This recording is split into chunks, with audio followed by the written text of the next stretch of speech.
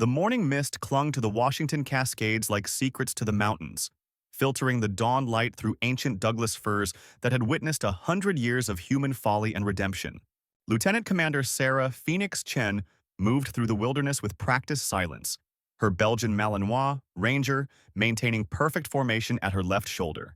Both predators moved in synchronization that spoke of years training together in places where trust meant the difference between coming home and coming home under a flag. Before continuing this story, please comment below with your city or country where you're watching from. Your feedback inspires us to do better. Earlier that morning, Sarah had helped an injured hiker, a teenage girl who'd twisted her ankle while trying to impress friends with a risky climb. While her companions argued about whether to call for rescue, Sarah had quietly fashioned a field splint from branches and paracord, then carried the girl 2 miles to the trailhead where paramedics waited. The teenager's mother had tried to thank her, but Sarah had already disappeared back into the forest like smoke returning to fire. It was this same invisible generosity that made what happened next feel like a cosmic joke designed by someone with a twisted sense of irony. "Look what we have here, boys," came a voice that carried the particular arrogance of men who'd confused volume with authority.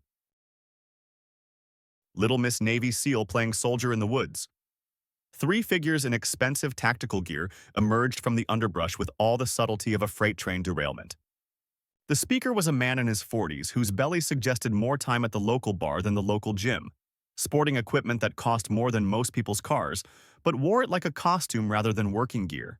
Chuck Diesel Morrison had built his reputation, such as it was, on weekend warrior fantasies and a trust fund that allowed him to play military contractor without the inconvenience of actual military service. His companions, equally soft men playing dress-up in tactical cosplay, flanked him with the nervous energy of people pretending to be something they'd never had the courage to actually become. Sarah kept walking, hoping these suburban commandos would find someone else to impress with their purchased machismo. "Hey, sweetheart," Diesel called after her, his voice carrying the false friendliness that masked genuine malice. "I'm talking to you." Sarah stopped, her hand resting casually on Ranger's head as the dog sensed her tension. "Something you need, gentlemen?" "Need?" Diesel laughed, a sound like gravel being crushed by incompetence. "We're conducting serious training exercises here. This isn't a place for tourists with therapy dogs." The insult hit harder than these weekend warriors could possibly understand. Ranger wasn't just her partner. He was a decorated military working dog with 3 combat deployments, 47 successful missions, and an official commendation for valor that was worth more than all their gear combined. Sarah felt that familiar cold anger settling over her like armor, the kind that came from being underestimated by people whose main qualification was confidence unearned by experience. "I see," she replied with the kind of deadly calm that should have warned anyone with survival instincts. "Well, don't let us interrupt your exercises." But Diesel Morrison hadn't survived 43 years of privileged mediocrity by recognizing when he was outclassed. He stepped closer, puffing up like a toad in tactical pants. "You know what your problem is, lady? You think wearing that uniform means something, but everyone knows they lowered the standards for women." Participation trophy warriors playing at being operators. His companions chuckled with the forced enthusiasm of people whose friendship depended on validating their leader's ego, no matter how toxic. Sarah studied these 3 men, soft, untested, carrying weapons they'd probably never fired under stress and gear they'd never trusted with their lives. The irony was profound. Here were civilians playing soldier, lecturing an actual Navy SEAL about the standards they'd never had the courage to face themselves. "You're absolutely right," Sarah said quietly, her voice carrying the kind of agreement that made smart people nervous. "Standards matter, training matters, experience matters." Something in her tone should have warned them, but arrogance has a way of deafening people to their own peril. "Exactly," Diesel continued, emboldened by what he mistook for surrender. "This is why real operators don't take women seriously. You're a liability waiting to happen." That's when Ranger detected something his human partner had missed, the sound of rotor blades in the distance, growing steadily louder. His ears perked forward, head tilting as he triangulated the approaching aircraft. Sarah noticed the dog's alertness and followed his gaze skyward, Through the canopy, she caught glimpses of something that made her blood run cold. The distinctive silhouette of an Apache attack helicopter, flying low and fast, heading toward coordinates that shouldn't have hosted military aircraft. "Jesus Christ," whispered one of Diesel's companions, pointing toward where the helicopter had disappeared behind the ridgeline. "That thing was hauling ass toward Sector 7. Sarah's mind went into tactical overdrive. Sector 7 was restricted airspace, classified territory that even her security clearance couldn't access. No scheduled military exercises were supposed to be operating in this area, which meant either someone had seriously screwed up flight coordination or something was happening that wasn't supposed to be happening. "We should report that," suggested the third man, pulling out his phone with the nervous energy of someone who'd just realized this wasn't a game anymore. "Report what?" Diesel snapped, though his earlier bravado had been replaced by uncertainty. "Military helicopter in military airspace? That's not our problem." But Sarah was already moving, Ranger falling into reconnaissance formation as they headed toward the ridgeline. The Apache's flight path had been too urgent, too purposeful. Combat pilots didn't fly like that unless something was seriously wrong. "Where do you think you're going?" Diesel called after her, his voice cracking with the authority of someone who'd never actually been in charge of anything important. "To investigate," Sarah replied without turning around. "It's what actual operators do." The climb to the ridgeline took 20 minutes of hard scrambling over loose rock and deadfall, but Sarah and Ranger moved with the efficient rhythm of a team that had navigated much worse terrain under active fire. At the crest, Sarah pulled out her military-grade binoculars and began scanning the valley beyond. What she found made her stomach drop like a stone through dark water. The Apache sat in a natural clearing approximately 800 meters away, its rotors still but the aircraft intact and apparently undamaged. No crash site, no emergency landing signs, just a multi-million-dollar attack helicopter sitting alone in classified wilderness, like someone had parked it there for a picnic. Through her binoculars, Sarah could see figures moving around the aircraft, not rescue personnel or maintenance crews, but individuals in unmarked tactical gear who moved with the purposeful precision of professionals conducting operations they didn't want observed. "What the hell are you doing out there?" she murmured, adjusting her focus to get a clearer view of the scene. That's when Ranger went rigid beside her, his body language shifting into the alert posture that meant imminent threat. Sarah immediately dropped flat against the rocky outcrop, her own senses suddenly hyper-aware. The sound came from behind them, boots on stone, moving with deliberate stealth but not quite silent enough to fool ears trained in combat zones. Sarah counted at least 4 sets of footsteps, approaching their position with the kind of coordination that suggested military training. She rolled carefully to peer back down the slope, and her blood went cold. 8 figures in full tactical gear were climbing toward their position, weapons ready, moving with professional coordination that had nothing to do with weekend warrior fantasies. These weren't Diesel and his playmates. These were actual operators, and they were hunting. Sarah's mind raced through possibilities, none of them good. She was in restricted airspace without authorization, observing what appeared to be a classified operation, and now she was being stalked by people who'd have every justification for detaining her, or worse. Through hand signals, she directed Ranger to move to an alternate position while she maintained observation of both the helicopter below and the approaching threat. The dog's movements were invisible among the rocks, his dark coat blending perfectly with the shadows. Sarah activated her emergency transponder, hoping to signal her location to any friendly forces in the area. The device should have immediately connected to military satellites and broadcast her identity and status. Instead, it emitted only static. Either the equipment was malfunctioning or someone was actively jamming communications in this area. Given what she was observing, jamming seemed more likely and more ominous. The tactical team was closing in on her position with methodical precision. Sarah had 2 options: retreat and report what she'd seen through official channels, or move closer to the helicopter and try to determine what exactly was happening in that clearing. The smart choice was retreat. The professional choice was retreat. The choice that would keep her career intact and her security clearance valid was definitely retreat. But Sarah had learned something in her years of military service. Sometimes the right choice and the smart choice weren't the same thing, and sometimes doing the smart thing meant letting important truths stay buried. She made her decision with the kind of cold calculation that had kept her alive through multiple combat tours. Instead of retreating, she began moving parallel to the ridgeline, using terrain features to mask her approach to the helicopter, while avoiding the search teams that were looking for her in predictable locations. Ranger appeared beside her without sound or signal, his training allowing him to anticipate her tactical decisions before she communicated them. Together, they began a careful descent toward the valley floor, using every lesson learned in hostile territory to remain invisible to the professionals hunting them. The helicopter was even more mysterious up close. Sarah could see that it bore standard military markings, but the registration numbers had been carefully obscured with what appeared to be temporary paint.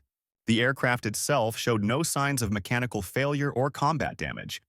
It had clearly been landed deliberately and with considerable skill. Around the Apache, Sarah counted 6 personnel in unmarked tactical gear, conducting what appeared to be evidence recovery. They worked with the methodical efficiency of people who'd done this before, removing items from the helicopter's interior and loading them into hardened cases. Through her rifle scope, Sarah watched as one figure emerged from the cockpit, carrying what appeared to be a military-issue tablet and several manila folders. Another operator was photographing the interior of the aircraft with professional equipment. This wasn't maintenance or routine inspection. This was sanitization, the kind of operation conducted when someone needed all evidence of something to disappear completely. Sarah found a concealed position in the tree line and settled in for extended observation, Ranger taking up a sentry position with clear sight lines to potential approach routes. Her training and reconnaissance operations took over as she began documenting everything she could see: personnel count, equipment types, procedures being followed. What she observed over the next hour painted a picture that raised more questions than answers. The operators were clearly professionals. Their movement, communication discipline, and operational security were all at military standards. But they wore no unit insignia, carried no identifying markers, and followed protocols that Sarah didn't recognize from any branch of service. More troubling was what they were removing from the helicopter. Along with standard flight gear and navigation equipment, they carried out several items that appeared to be personal effects: photographs, letters, what looked like a personal diary. Sarah had seen similar operations before, but only in the aftermath of classified missions where maintaining operational security required removing all traces of American presence. The kind of cleanup that happened when operators were killed or captured in places the United States government couldn't officially admit to operating. But this was Washington State, not Afghanistan or Syria. What kind of classified operation required this level of sanitization on American soil? As afternoon shadows began lengthening across the valley, the recovery team completed their work with professional efficiency. The helicopter was thoroughly cleaned of any removable items, and then something happened that made Sarah's blood run cold. Instead of preparing the aircraft for transport or calling in a recovery team, the operators began placing what appeared to be explosive charges at strategic points around the helicopter. They were planning to destroy the evidence, not just the contents, but the entire aircraft. Sarah had to make another decision, and this one would likely define the rest of her career. She could continue observing, document the destruction, and report through official channels, or she could intervene, knowing that doing so would expose her unauthorized presence and put her at odds with an operation that clearly had significant resources behind it. The decision was made for her when Ranger suddenly alerted to movement on their left flank. Sarah immediately shifted position to see what her partner had detected, and her heart nearly stopped. Diesel Morrison and his 2 companions were stumbling through the forest below, making enough noise to alert everyone within a mile of their position. They were heading directly toward the helicopter site, apparently following the same curiosity that had led Sarah to investigate. These 3 civilian idiots were about to walk into a classified military operation conducted by professionals who'd already demonstrated they were willing to destroy evidence to maintain secrecy. The outcome was predictable and probably fatal. Sarah made her 3rd critical decision of the day. She activated her emergency whistle, a single sharp blast that echoed across the valley and immediately drew the attention of every person in the area. The effect was immediate and chaotic. The tactical team immediately went into defensive positions, weapons oriented toward the source of the sound. Diesel and his companions froze like deer in headlights, suddenly realizing they were in the middle of something far more serious than their weekend warrior fantasies. And Sarah found herself exposed on a ridgeline with professional operators searching for threats and three civilians about to become collateral damage in a situation they couldn't possibly understand. Sometimes doing the right thing required accepting consequences that couldn't be calculated in advance. Sarah stood up from her concealed position, hands visible, and began walking down toward the helicopter site. Rangers stayed in position on her command. If this went badly, at least one of them might escape to report what they'd witnessed. "Federal agent approaching," she called out, using the kind of authoritative voice that made people hesitate before shooting. It was a lie, but a useful one that might buy precious seconds to defuse the situation. The tactical team leader, a man in his 30s with the bearing of serious military experience, raised his weapon toward her but didn't immediately fire. Professional discipline warring with operational security concerns. "Stop right there," he commanded, his voice carrying the authority of someone accustomed to being obeyed without question. "This is a restricted area. You're trespassing on classified operations." "So are they," Sarah replied, gesturing toward Diesel and his companions, who were now visible to everyone and looking like they deeply regretted their afternoon hiking plans. The team leader's attention split between multiple threats, exactly what Sarah had hoped for. In the few seconds of confusion, she continued her approach while speaking with the calm professionalism of someone who belonged in this kind of situation. "Lieutenant Commander Sarah Chen, Naval Special Warfare," she announced, her voice carrying across the clearing with the authority of genuine credentials. "I need to know what's happening here." "This operation is classified above your clearance level, Commander," the team leader replied, but his weapon had lowered slightly in response to her military bearing. "You need to leave immediately." "Can't do that," Sarah replied, still approaching with deliberate calm. "Not with civilians in the area. They don't have security clearances for whatever you're cleaning up here."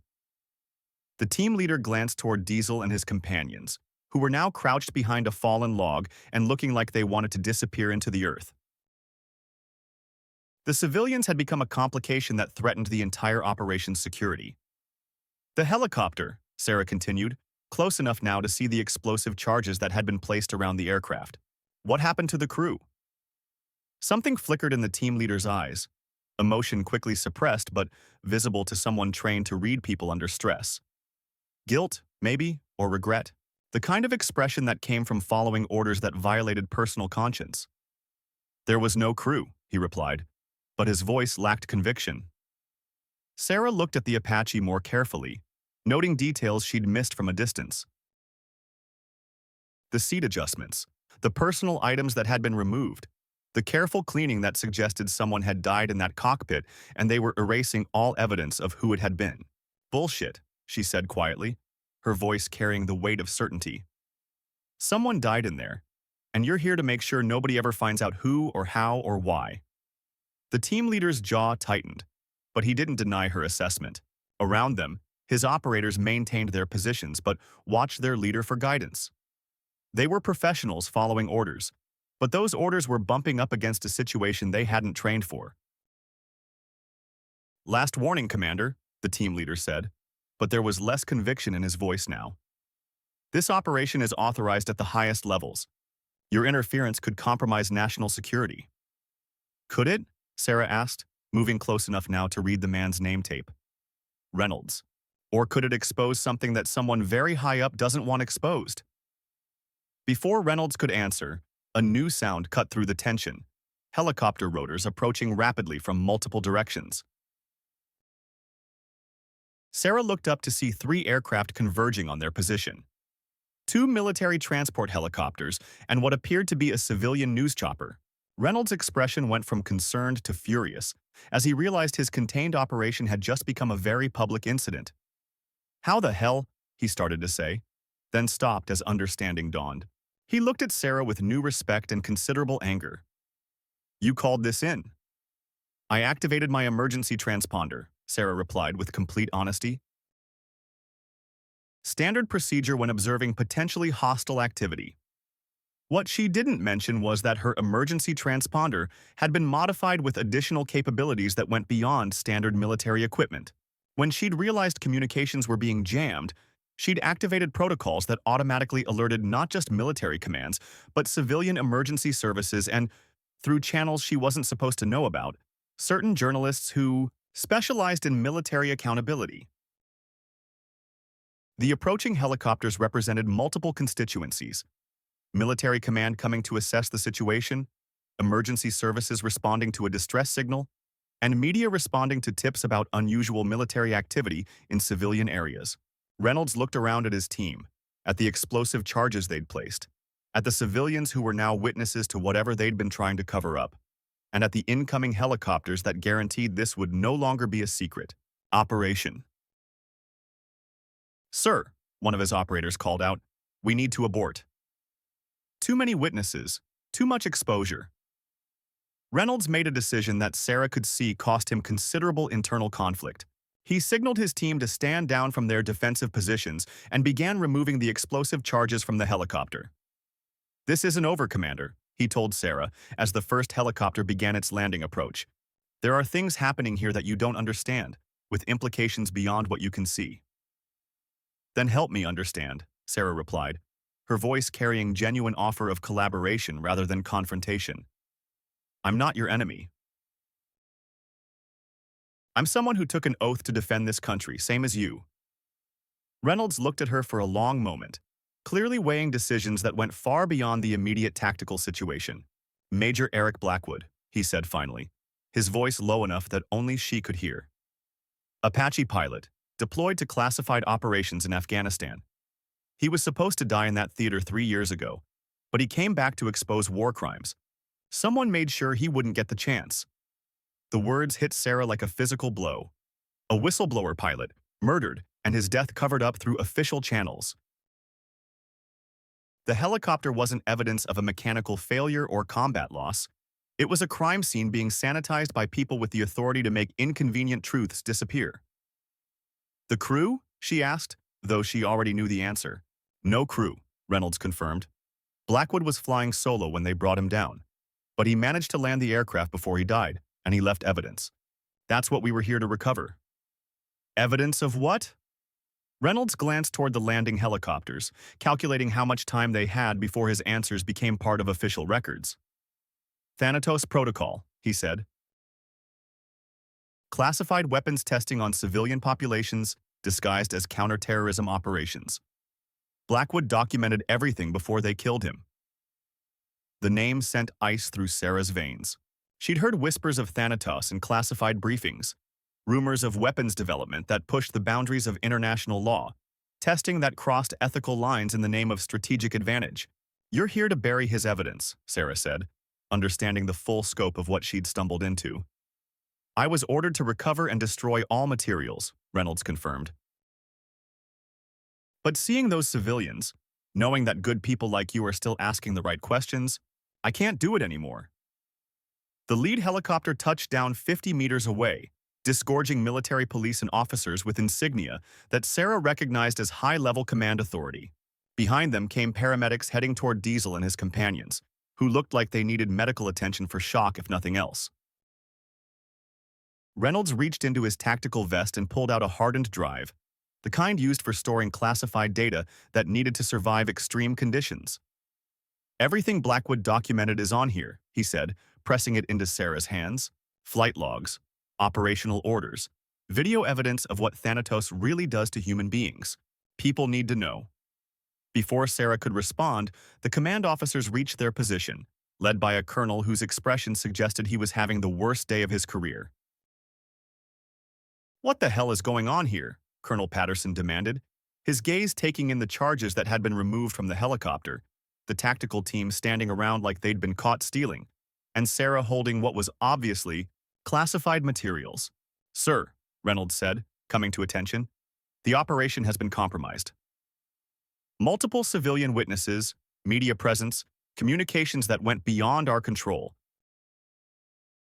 I made the tactical decision to abort rather than risk further exposure." Patterson's expression darkened as he processed the implications. A covert operation had become a public incident, which meant congressional oversight, media attention, and questions that people in very high places didn't want to answer. Commander, Patterson said, turning to Sarah, I'm going to need that drive you're holding, along with a detailed brief on how you came to be in this restricted area. Sarah looked at the colonel, then at Reynolds, then at the helicopter that contained the last traces of Major Eric Blackwood's attempt to expose the truth. She made her fourth critical decision of the day. I'm invoking whistleblower protection protocols, she announced, her voice carrying clearly across the clearing. The materials I'm holding represent evidence of potential war crimes and must be preserved for independent investigation. The words created an immediate legal complication that Patterson clearly wasn't prepared to handle. Whistleblower protections meant civilian oversight, congressional involvement, and media attention. Everything a cover-up was designed to avoid. Commander, you don't understand the classification levels involved, Patterson tried, but his voice lacked authority now that the situation had moved beyond military control.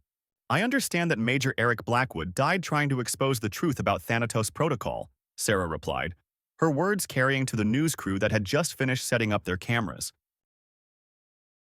And I understand that some truths are too important to bury for the sake of institutional convenience. Around them, the scene was becoming a circus of competing authorities. Military police trying to secure a crime scene, civilian emergency, responders treating shocked hikers, and journalists documenting everything for a public that still believed their military operated within ethical boundaries. Patterson realized he was fighting a losing battle. This conversation continues in a classified setting, Commander. Report to Fort Lewis at 0800 tomorrow for a formal debrief. Yes, sir, Sarah agreed, but she made no move to surrender the drive containing Blackwood's evidence. As the helicopters lifted off with their various passengers, Reynolds and his team to face uncomfortable questions, Diesel and his companions to receive treatment for their traumatic introduction to real military operations, Sarah stood alone in the clearing with Ranger at her side. The Apache helicopter remained where Blackwood had died, no longer scheduled for destruction but now preserved as evidence in an investigation that would reach the highest levels of government. His sacrifice would not be in vain. Sarah looked at the drive in her hands, understanding that she now carried not just evidence of war crimes, but the hopes of a dead pilot who'd believed the truth was worth dying for. Come on, boy, she said to Ranger, who'd waited patiently through the entire confrontation. We've got work to do. As they walked toward the tree line where her vehicle was parked, Sarah activated her secure communication device and began making calls to people who specialized in ensuring that evidence like Blackwood's reached the right investigators rather than disappearing into bureaucratic black holes. The path ahead would be difficult, dangerous, and probably career-ending. But Sarah had learned something important in her years of military service. Sometimes the most dangerous mission was the one that required moral courage rather than physical bravery. Major Eric Blackwood had died alone, trying to expose the truth about Thanatos Protocol, but his evidence would not die with him, and the people responsible for his murder would not escape justice simply because they had the authority to classify their crimes. The helicopter in the clearing had become a monument to the dangers of unaccountable power, but it would also become the foundation for accountability that the victims of Thanatos Protocol deserved. Some secrets, Sarah reflected as she drove away from the mountains, were too important to keep secret. And some oaths were too sacred to break, even when breaking them would be easier than keeping them. The ghost of Major Eric Blackwood would finally be able to rest, knowing that his evidence had reached someone willing to ensure it saw the light of day, regardless of the personal cost. In her rearview mirror, Sarah could see the news helicopters circling the site where a cover-up had become a story that would change everything. The truth, like water finding its way to the sea, had a way of flowing around obstacles that seemed immovable. And sometimes when people like Eric Blackwood were willing to die for the truth, and people like Sarah were willing to risk everything to preserve it, justice found a way to prevail over the machinery of institutional secrecy. The war for accountability was just beginning, but the first battle had been won by a dead pilot's courage and a living SEAL's refusal to let important truths stay buried in the wilderness.